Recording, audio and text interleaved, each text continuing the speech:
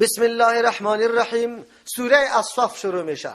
صف به خاطر میگه نقطه خیلی مهم که یکی از جمله انگیزه های پیروزی هم در میدان جهاد است و هم در قبولیت نماز است.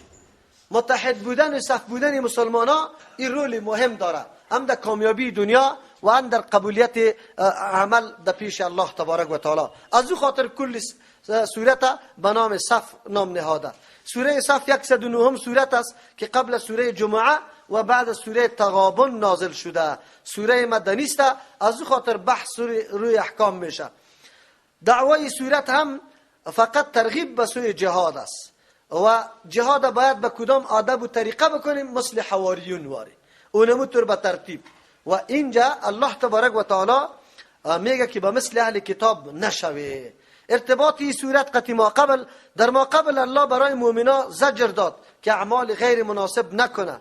در اینجا الله تبارک و تعالی زجر میده که گفتارای غیر مناسب نگوه، فخر نکنه، تکبر نکنه، ما اینطور هستیم، اینطوری گپا نزنه. پشت سر میه که اونجا در بین یهود و مسلمانا یک نوع تفاخر شد. او میگفت روزی سبت ما خوب است، این میگفت جمعه ما خوب است. اینطوری گپا بود. یکی یاد ما قبل الله منع کرد از دوستی چی کفار و یهود. در اینجا ترقی است. ترقی طور است که قطع از جنگ و قتال چی بکنه، شروع بکنه، بزنشانه که در این حالت باقی نمانه. بسم الله الرحمن الرحیم. شروع میکنم به نام الله که به اندازه مهربان نهایت رحم کننده است.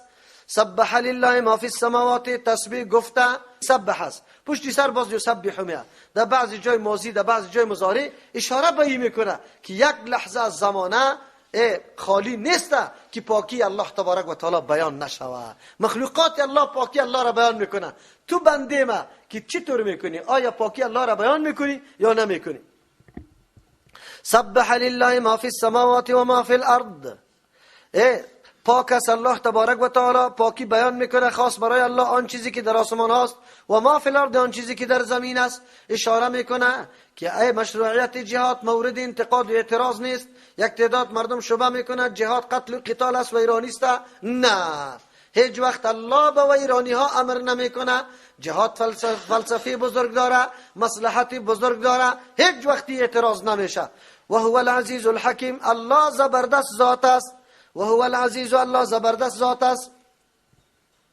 الحکیم و حکمت والاست. الله میتونه دین خود سری مردم جبران بقبولانه، لیکن او تو نمیکنه. الحکیم و حکمت والاست که جهاد مشروع کرده برای پذیرفتن، برای حاکم کردن نظام خود در روی زمین توسط بندگان خود، که معلوم کنه کدام بنده تلاش میکنه کوشش برای عملی کردن احکام الله و کدامی تلاش نمیکنه. در حکمت است.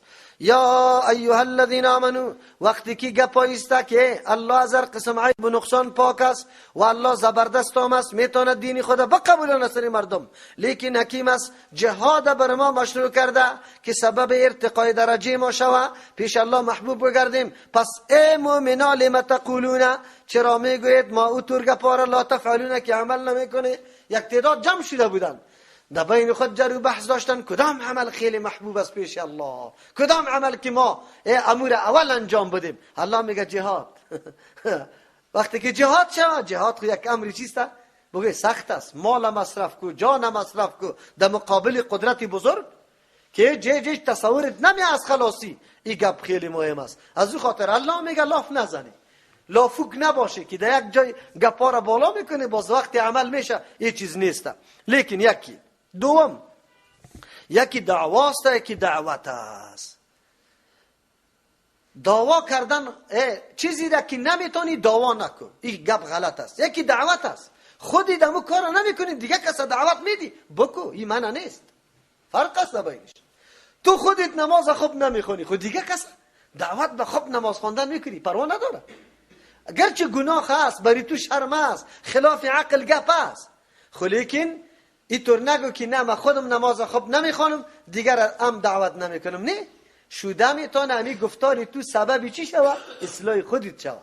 از امو خاطر علما و بزرگای دین سابق ما کدام کاری را که خود عمل نمیکرد دیگه مردم دعوت میداد، به خاطری که انگیزه عمل در خودش پیدا شود.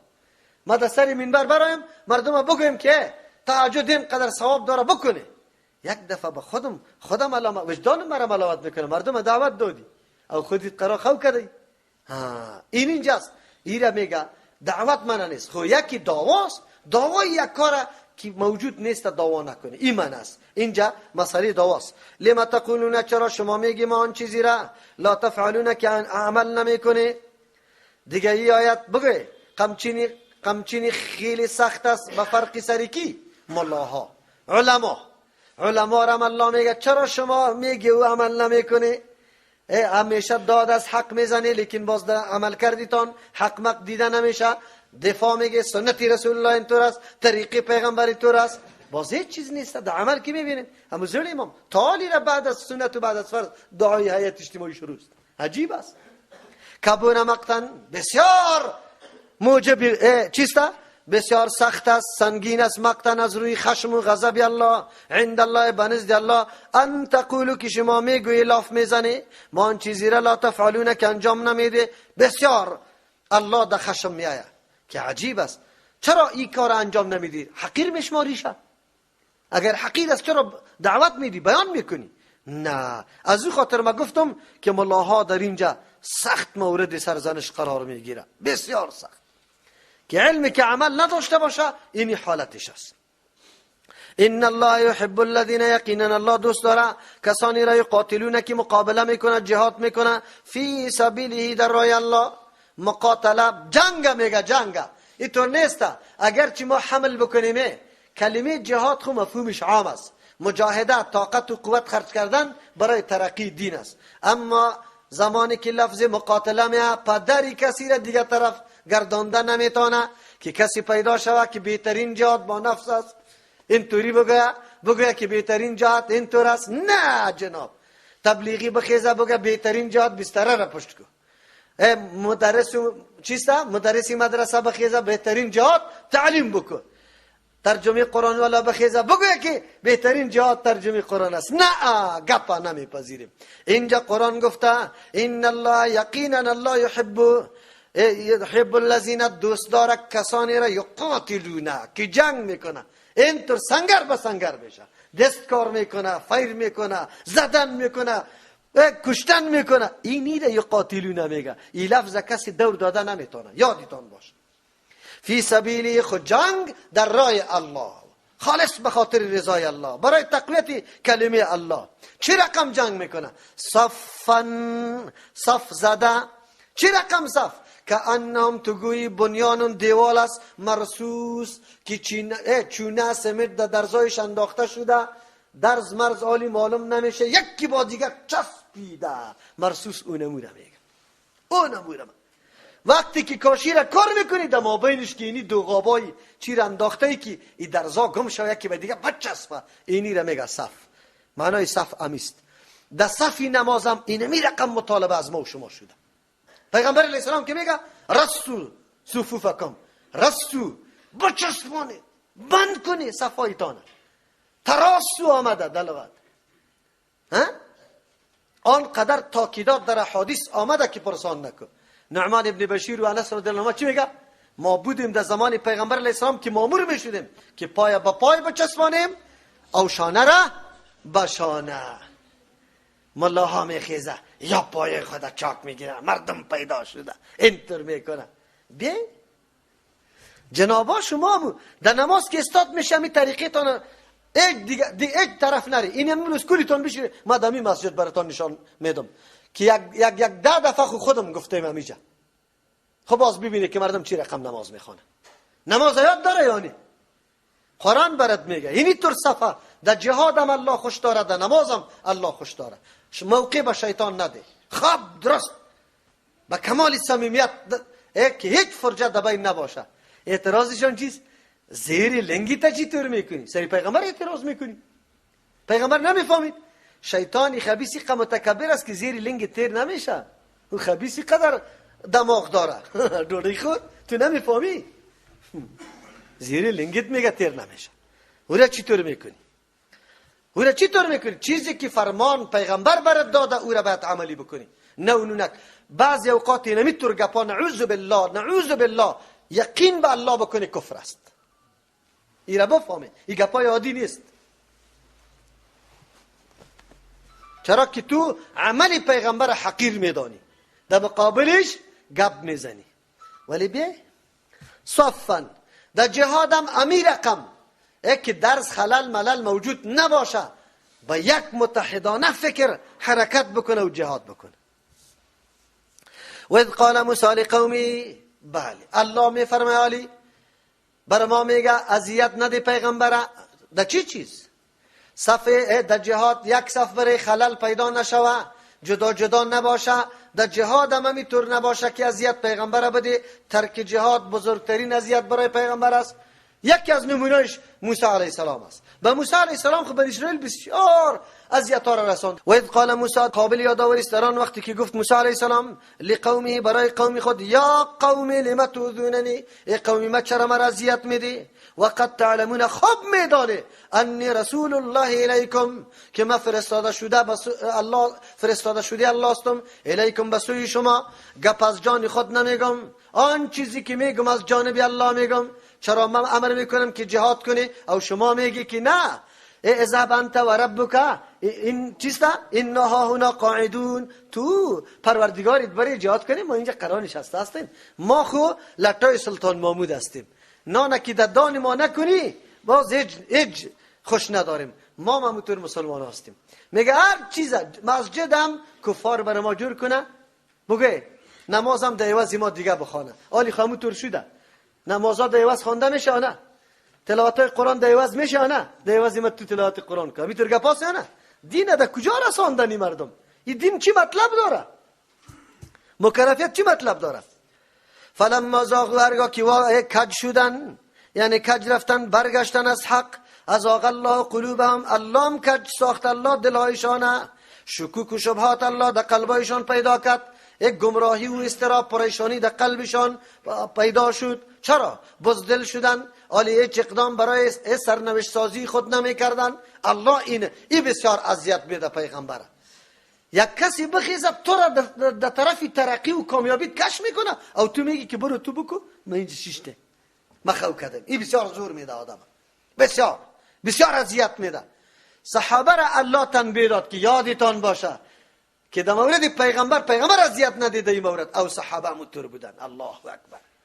که پیغمبر صلح میکرد، یک راه پیدا میکرد که صحابه راحت شوه. صحابه میخیز گفت یا رسول الله اینا برای خاطر راحت ما نه، ما را امر کو که در بحر داخل شیم، در بحر داخل میشیم. چه صحابه بودن.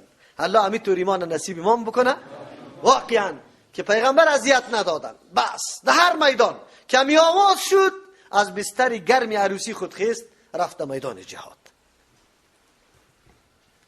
والله لا يهدي القوم الفاسقين، الله هدایت نمیکنه او قومی را که فاسق است در عقیده، نعوذ بالله، عقیده درست نداره. الله راههای کامیابی را به او طور مردم باز نشان نمیده، نه عزت، نه اطمینان، نه سکون برش پیدا نمیشه در زندگیش.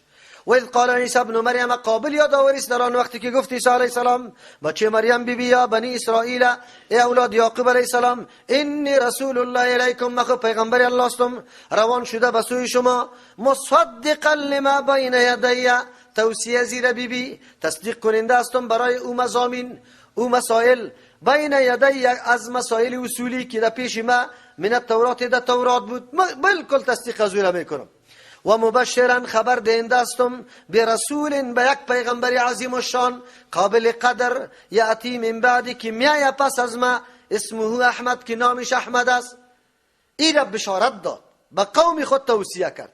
579 سال بعد از عیسی علیه السلام پیغمبر علیه السلام چی به دنیا آمده. او در این زمانه پیغمبر دیگه نبود، زمان فترت وحی که برش میگه این میسته. عیسی علیه السلام در اون زمان با قوم خود گفته. در انجیلای جدید امام رازی رحمت الله علیه، علامه قاسمی او چیست رحمت الله کیرانوی که کتاب نوشته کرده در این مورد، از انجیل یوحنا نقل میکند از چی فصل 14 که بشارتای پیغمبر تا او وقت موجود بود به نام فارقلیت.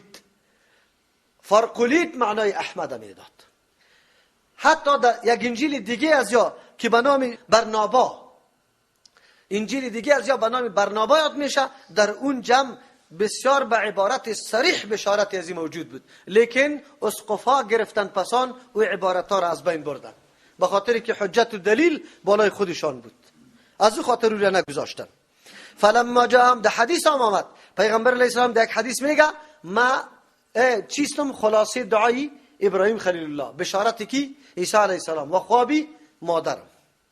فلما جاءهم بالبینات، هرگاه که آمد برشان عیسی علیه السلام بالبینات، به معجزات، یک مانا. فلما جاءهم، هرگاه که آمد برای اینمی مردم ها که عیسی علیه السلام توصیه برشان کرده بود، خوشخبری از آمدن پیغمبر داده بود، آمد برشان پیغمبر علیه السلام امیر رسول که محمد رسول الله صلی الله علیه وسلم بالبینات، با امرای قرآن کریم، یا بالبینات با امرای دلایل واضح که بالکل موافق بود با نشانه هایی که او ذکر کرده بود. قالوا، یا گفتن هذا سحر مبین، سحر است قرآن، سحر است مبین و ناشکارا.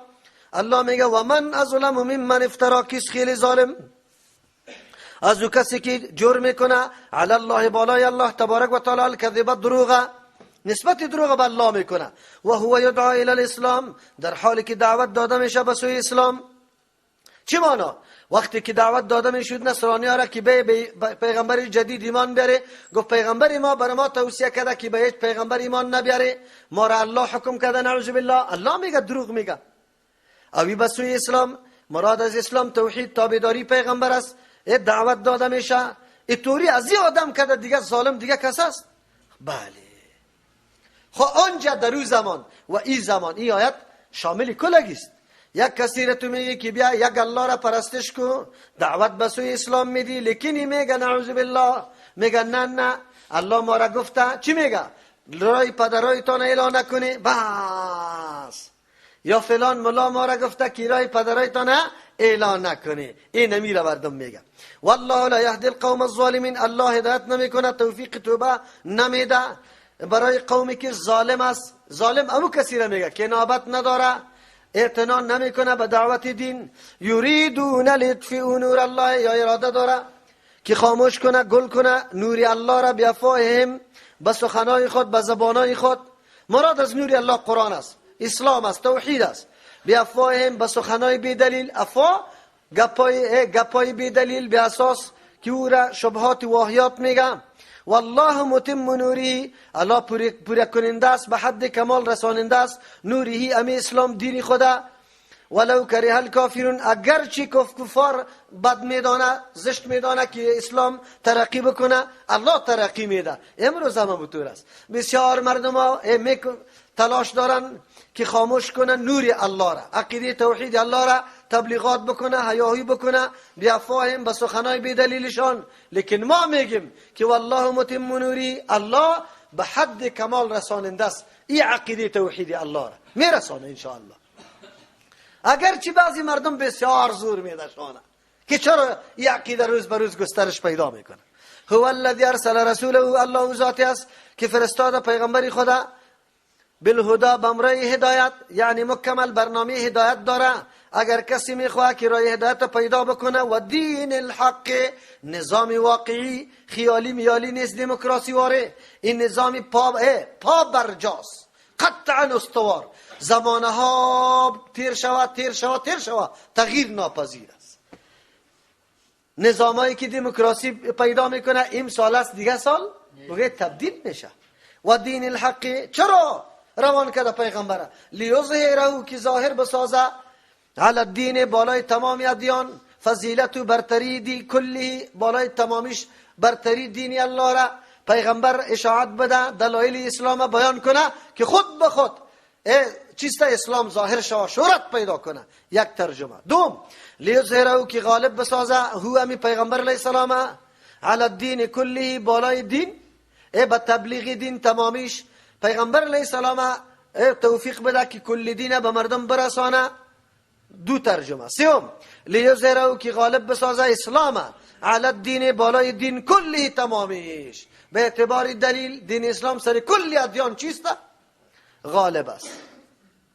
ولو کره المشرکون، اگرچه مشرکایی را خوش نداره که اسلامی طور دلایل واضح غالب داشته باشه.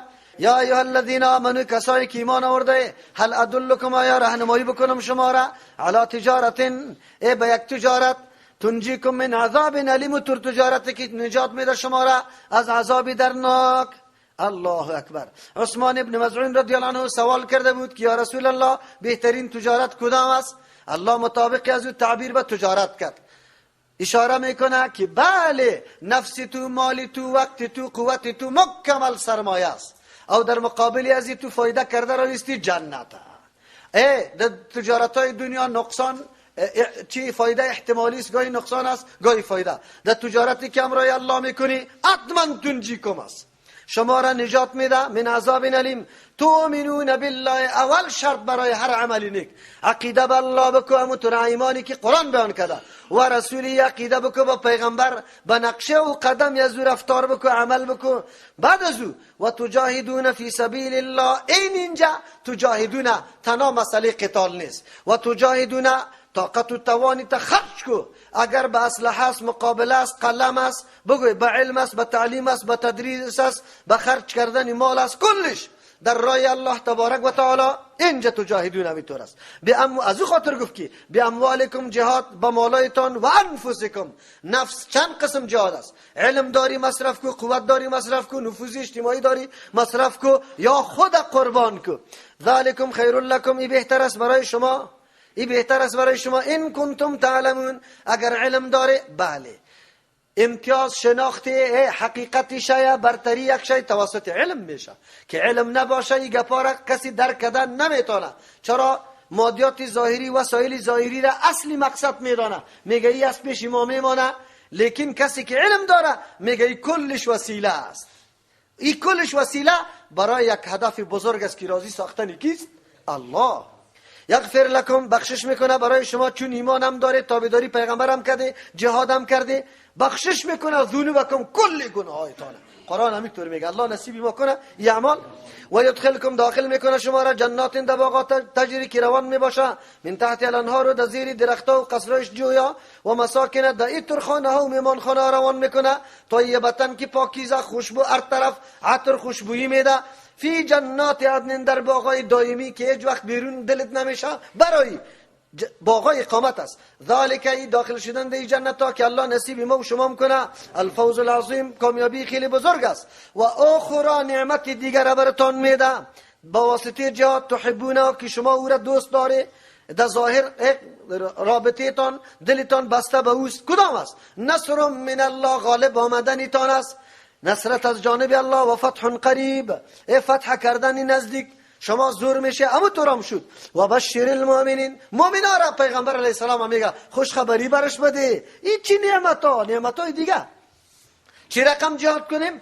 با ترتیب جهاد کنیم. اول اعلان بکنه، اعلان جهاد بکنه، بعد از او دعوت بده مردم، بعد از او چی بکنه؟ مقابله بکنه با جهاد. پس از او باز حصول تایید الله قطعتان میشه. برای ما میگه یا ایها الذین آمنوا، کسایی که ایمان آورده، کونوا انصار الله، خدای ناصرین، نصرت کننده، کمک کننده الله جور کنه. الله به نصرتی که ضرورت داره؟ نه، شما خدا نصرت کننده، کمک کننده دین الله جور کنه. حکم کیست؟ الله. خدا جور کنیم یا نکنیم؟ چه رقم کمک به دین الله بکنیم؟ یک مادر قرار مریض است، پایش درد میکنه، حتی عبادتی خوب نمیتونه، حتی چیسته بیرون رفتن نمیتونه، چطور نصرت دین الله را بکنه؟ نصرت دین الله مختلف صورت‌ها را داره، هیچ کی نمیتونه دستک خدا بالا میکنه. الله مجاهدین حق پرست در هر موقع کامیاب کن. الله دشمنانش مقهور و مغلوب کن. الله بندیای مسلمان آزاد کن. الله مسلمانا را در عذاب و تکلیف نده. ایره میگه اینمی دعام شریک شدن در جهاد است. مال، نان پخته کردن، چیستا برنامه‌اش پیش بردن، راهنمایی کردن. بس دیگه بعد از این صورت‌ها کلی صورت است و الله براتون گفته که انصار الله خدا جور کنی. اینی وقت انصار الله بخور بنوش برو، فقط خدمت شکم بکو، انصار چی میشی؟ بطن. خدا در انصار البطن شریک نکنه، در انصار الله. کما قال عیسی ابن مریم، پیغمبر علیه السلام الله میگه بگو به صحابه امتیت، مثل که گفت عیسی علیه السلام بچه مریم، للحواریین، با مو دوستای مخلص خود. حواری دو قسم است، یکی همو دوستا میگه که رازدارش است، مثل حذیفه رضی الله عنه یا چیستا زبیر ابن عوام رازداری پیغمبر علیه السلام بود. یکی حواری عام دوستایی که اخلاص و صداقت هم فکر و هم عقیده توسته. بگو مثل که گفت مریم بیبی برای حواریین، من انصاری الله، کیست امداد کننده ما؟ یکی در راه الله قطمه جهاد کنه، قال الحواریون، حواریون گفتن نحن انصار الله، ما امداد کننده دین الله تبارک و تعالی است. اینه معلوم شد که در نشر اشاعت دین به هر وسیله که تو امداد بکنی انصار الله شمرده میشی. فآمنت طائفه من بنی اسرائیل، ایمان آورد یک جماعت از بنی اسرائیل. 3 فرقه شدن. اول اونمو فرقه که ایمان آوردن، عیسی علیه السلام بنده و رسول الله میدانستند. و کفرت طائفه، دیگه طائفه کافر شد. یا 3 فرقه شدن، یکیش گفت عیسی عین الله است، دیگهش گفت ابن الله است، دیگهش میگفت سیومی الله است. نعوذ بالله. فیدنا الذین، ما تایید کردیم، قوت دادیم او کسانی را آمنو که ایمان آورده بودن، علی عدوهم، بالای دشمنانشان. چرا؟ به خاطری که ترتیبی که عیسی علیه السلام مانده بود به مو ترتیب جهاد کرد. فاصبحوا ظاهرین، گشتن و غالب. کی غالب گشتن؟ با آمدن پیغمبر علیه السلام و اظهار دین اسلام. امو طایفه هم عقیده کی را داشت؟ ما را. او کامیاب شدن یا ناکام؟ کامیاب شدن. سبحان ربک رب العزة عما یصفون و سلام علی المرسلین والحمد لله رب العالمین.